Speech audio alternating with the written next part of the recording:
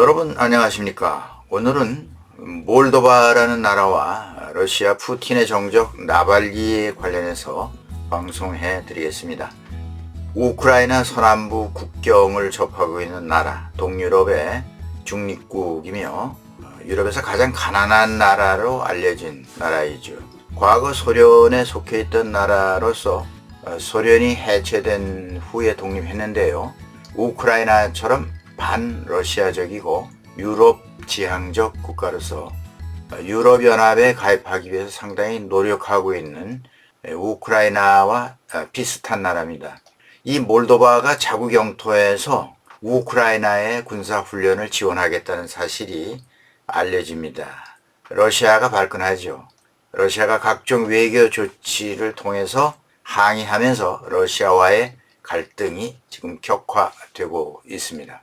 네, 현지 시간 러시아 일간 코메르산트에 의하면 러시아는 몰도바가 북대서양 조약기구 즉 나토 국가 교관들이 참여하는 우크라이나군을 훈련시키기 위해서 전투기 훈련을 몰도바가 지원한다라는 계획을 발표하자 러시아가 강력히 항의를 했습니다.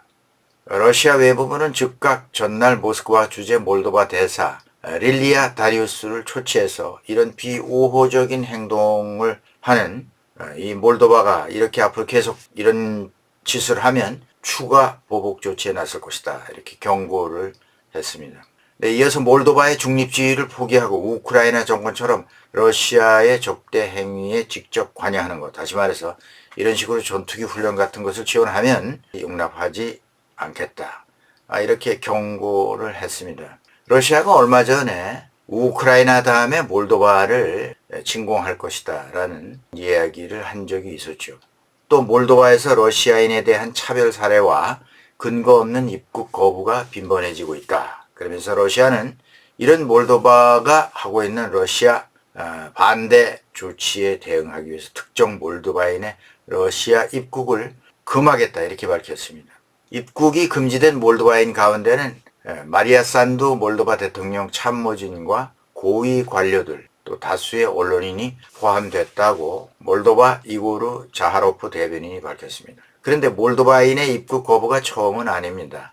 러시아 외무부는 작년에 11월에도 몰도바가 러시아 언론인을 차별한다고 하면서 다리우스 대사를 조치하고 여러 몰도바인의 입국을 거부한 적이 있습니다. 근데 몰도바가 점점 러시아와 좋지 않은 관계가 되는 듯 싶은데요. 빨리 이 몰도바는 EU에 가입이 되어야 이런 불안한 상태를 줄일 수 있다 이렇게 생각이 됩니다. 몰도바인 가운데는 그래서 러시아 신기를 왜 건드리지 않는 것이 좋다 하는 그런 사람도 많이 있습니다. 네, 다음은 알렉세이 나발리에 관한 얘기를 다시 해드리겠습니다. 알렉세이 나발리가 북극 교도소 새 감방에서 재판을 받기 위해서 모습을 드러내는 영상이 공개되었습니다. 그런 영상에서 법정 심리에 앞서서 농담을 주고받으며 여유있게 들뜬 모습을 보였는데요. 나발리 특유의 일종의 반항의 표시로서 법원을 경멸하는 그런 모습으로 보인다고 합니다. 최근 나발리는 교도소의 내부 규정상 식사 시간이 30분인데요. 교도소 측이 따뜻한 음식을 먹는다는 조건으로 아침에는 10분, 저녁에는 15분 안에 먹어야 한다라고 하면서 식사 시간을 제한하고 있다고 합니다. 나발리는 특히 교도소 매점에서 가장 인기 있는 메뉴가 바로 한국의 컵라면이라고 합니다.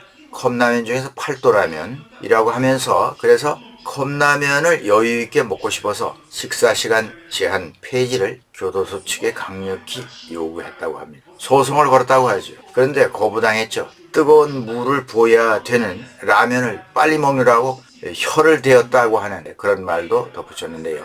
이런 사실이 현지 시간 11일 러시아 법조뉴스 전문 통신사 랍시라고 하는 통신사에 의해서 전해졌습니다. 또 나발리니 일반적으로 수감자들은 10권의 책을 소지할 수 있지만 정권에 거스른 수감자, 즉 정치범이죠. 또 독방 수감자는 한 권의 책만 가져갈 수 있다. 그러면서 도서 권수 제한 규정도 폐지해달라 이렇게 요구를 했습니다. 또 종교서적의 권수도 한 권으로 제한을 하고 있어서 자신의 종교적 권리가 침해받고 있다. 그러면서 소련 시대의 반체제 인사들도 이보다 더 많은 책을 가질 수 있었다. 이렇게 주장을 했다고 합니다. 하지만 대법원은 이 모든 나발리의 소송을 기각했습니다. 이 나발리도 변호사이기 때문에 그런 법 절차를 잘 알고 있기 때문에 이런 소송을 했던 거죠. 푸틴 대통령의 정적으로 꼽히는 나발리에게 씌워진 죄는 불법 금품 취득, 극단주의 활동, 사기 등 혐의로 총 30년 이상의 징역형을 선고받고 복역 중인데요. 나발리의 지지자들은 러시아 당국이 대선을 앞두고 그를 격리하기 위해서 교도소 이감을 결정한 것이다 라고 주장하고 있습니다. 그를 지지하는 러시아 사람들은 말도 안 되는 혐의로 감옥에 갇혔다고 말하고 있는데요. 결론은 푸틴이 그가 두려운 존재이기 때문이라는 그런 겁니다. 나발리는 2020년 독극물 공격을 당한 뒤에 독일에서 치료받고 겨우 회복한 후에 곧바로 러시아로 다시 돌아갑니다. 체포를 자초했다고나 할까요? 독극물은 무서운 노비촉이라는 화학 무기의 일종의 중독이 됐었는데요. 그는 돌아가면서 이렇게 말했습니다. 내가 망명하거나 돌아가지 않을 수도 있다. 그런데 좋아할 사람은 푸틴이고 안 돌아가면 마치 푸틴에게 선물을 주는 것과 같다. 그러면서 러시아행을 택했고요. 모스크바 공항에서 바로 체포됩니다. 나발리 이 사람은 감옥행을 두려워하지 않는 정말 놀라운 의지력의 소유자라고 볼 수 있습니다. 앞으로 그의 행보가 상당히 주목되죠. 네, 오늘은 여기까지 하겠습니다. 시청해주신 여러분 대단히 감사합니다. 김정구 GTV였습니다.